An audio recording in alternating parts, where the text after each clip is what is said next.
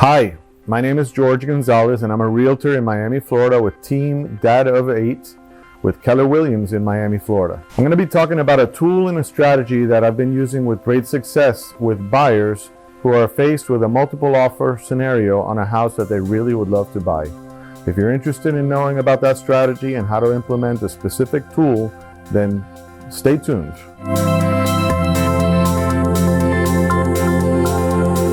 Well, it's a beautiful Saturday morning and I'm out on my terrace enjoying the morning and thinking about some of the successes that we've had, especially working with buyers. And there's something in particular that I wanted to share with you guys. It's a tool and a tactic that we've been able to use to help buyers get a property under contract that they really would like to buy.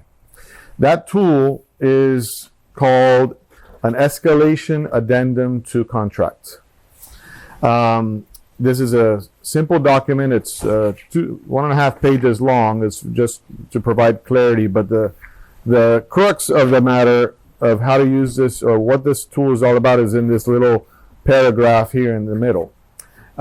And it basically does this. If you're in a multiple offer situation, you're basically in an auction and you're one of the bidders, right? But in a regular auction that you see on TV and in movies where people are raising their card, they're in the same room as the other bidders and they know what other bidders are bidding. And if you really want something, you can simply continue to outbid everybody until you're the last man standing, right? Well, when you're making offers on a house, you don't have that privilege. You don't know what other people are gonna offer. So in essence, you're in a blind auction. So a buyer has this dilemma. George, how much should I bid? How much should I bid to make sure I get the property? And the truth is, I don't know. I don't know what other people are going to bid. I can't control other people, other agents, and other buyers. So this tool comes in handy because instead of shooting for some high number to make sure that you're a highest bidder, and maybe that's a number that was unreasonably high. Maybe you didn't even need to go that high. Well, how can you be the highest bidder if you don't know what other people are going to bid? This tool allows you to say, okay, Mr. Seller, in the event that there are multiple offers, I will increase my initial offer to beat the next highest offer.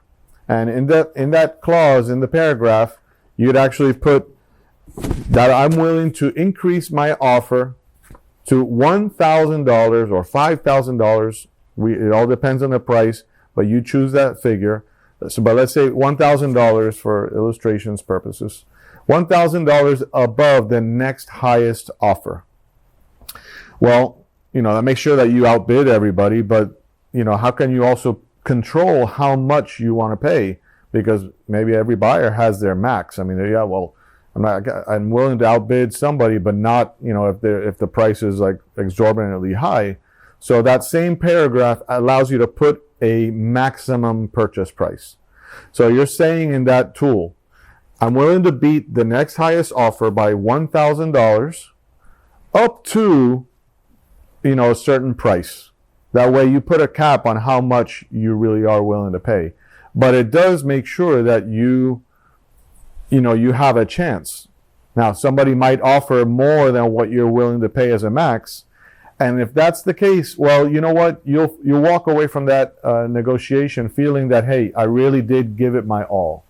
This is a great tool to do that, because if you don't use it and you put in an offer and you think, that's my highest and best, and then later on we find out what the actual winning bid was. I've had some buyers come to me and say, you know what, I would have paid that, because maybe it wasn't much more than what they thought their max was. And then they walk away from that scenario with some regret. And, the feeling of, I woulda, coulda, shoulda, I could have bought it, I would have offered that much. Well, this is an opportunity to be able to do that with a certain cap. So I hope this tool is something that you find useful.